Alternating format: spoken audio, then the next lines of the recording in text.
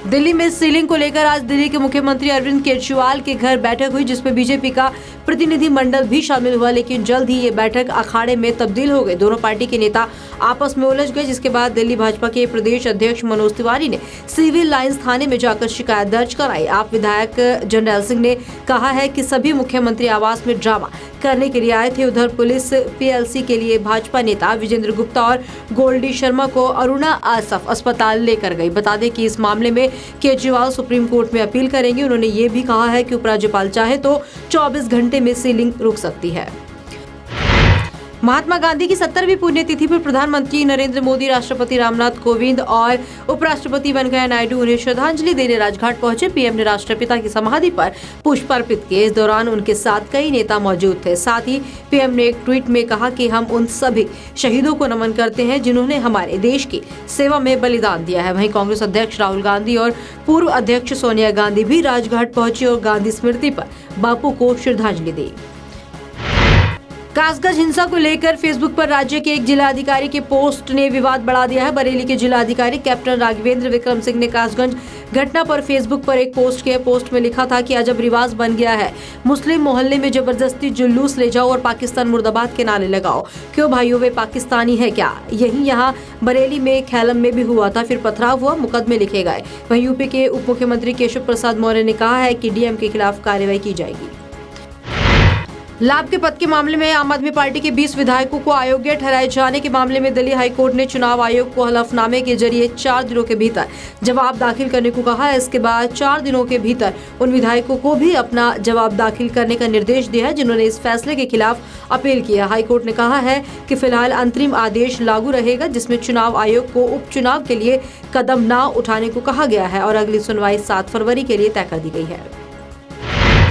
Attorney general के वेणुगोपाल ने सरकार को सलाह दी है कि सीबीआई को बोफोर्स तोप सौदा मामले में उच्चतम न्यायालय में विशेष अनुमति याचिका नहीं दायर करनी चाहिए, क्योंकि इसके खारिज किए जाने की संभावना है। डीओपीटी को हाल ही में लिखे गए एक पत्र में वेणुगोपाल ने कहा है कि जांच एजेंसी को शीर्ष अदालत के समक्ष लंबित ऐसे ही एक अन्य मामले में अपना रुख पेश करना चाहिए। सीबीआई ने कहा था कि वे एक एसएलपी फाइल करना चाहती है, जिसमें दिल्ली हाईकोर्ट के 31 मई 2005 के फैसले को चुनौती देने की बात कही गई थी।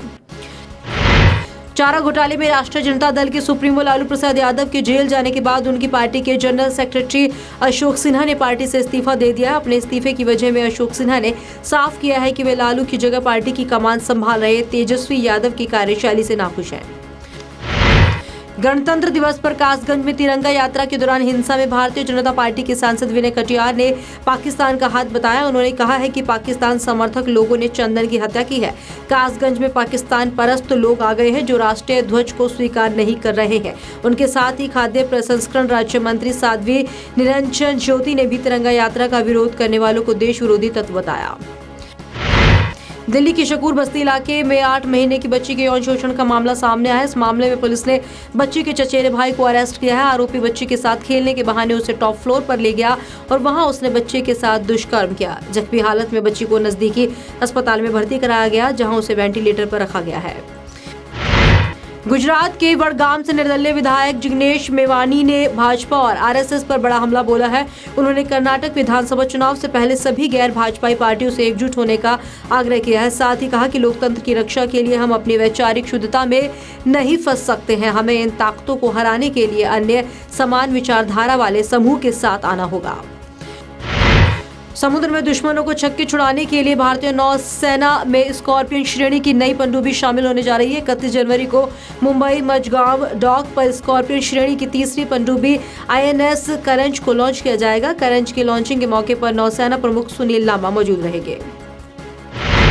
1984 के सिख विरोधी दंगों को लेकर जगदीश टाइटलर ने सनसनीखेज खुलासा किया। उन्होंने कहा है कि दंगों के दौरान राजीव गांधी उनके साथ उत्तरी दिल्ली के कई इलाकों में कई बार घूमे थे। इसके बाद दिल्ली सिख गुरुद्वारा प्रबंधक कमेटी और शिरोमणि अकाली दल के नेताओं ने कांग्रेस के खिलाफ मोर्चा खोल दिया है। उन्होंने पूर्व प्रधानमंत्री से भारत रत्न का खिताब वापस लेने की मांग की है। हमारे संवाददाता दीपू शर्मा की खबर के मुताबिक भटिंडा में एक बार फिर आंगनबाड़ी वर्करों ने पंजाब के वित्त मंत्री मनप्रीत सिंह बादल के दफ्तर के बाहर धरना लगाया। इस मौके पर आंगनवाड़ी वर्कर यूनियन के प्रधान ने बताया कि पिछले 3 साल से आंगनवाड़ी सेंटरों का किराया नहीं भेजा गया है। 1 साल से कोई भी आंगनवाड़ी सेंटर का बिल नहीं पास किया जा रहा है और न ही आंगनवाड़ी वर्करों की तनख्वाह में बढ़ोतरी की जा रही है। अगर सरकार ने उनकी मांगे नहीं मानी तो पूरे पंजाब में आंगनवाड़ी वर्कर इकट्ठा होकर भटिंडा को जाम करेंगे।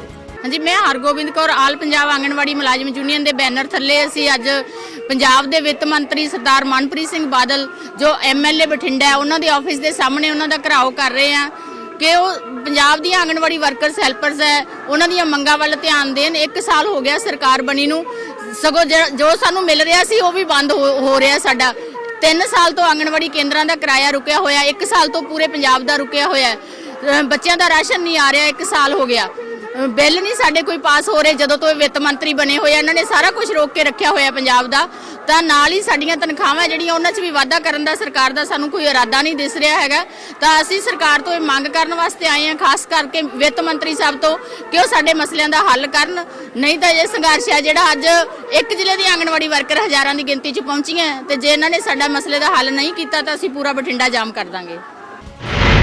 मेडिकल प्रवेश घोटाला मामले में चीफ जस्टिस ऑफ इंडिया दीपक मिश्रा ने इलाहाबाद हाईकोर्ट में केस की सुनवाई कर रहे जस्टिस SN शुक्ला को हटाने का रास्ता साफ कर दिया है। इससे उनके ऊपर घोटाले में शामिल होने के आरोपों की CBI जांच करेगी।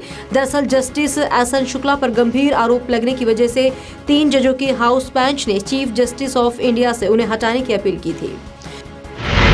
विवाद के बाद 25 जनवरी को रिलीज हुई संजय लीला भंसाली की फिल्म पद्मावत ने न सिर्फ बॉक्स ऑफिस पर धमाकेदार कमाई की है, साथ ही फिल्म में स्टार्स की परफॉर्मेंस की जमकर तारीफ भी हो रही है। खासकर फिल्म में सुल्तान अलाउद्दीन खिलजी का नेगेटिव किरदार निभाने वाले रणवीर सिंह सबकी तारीफें बटोर रहे हैं।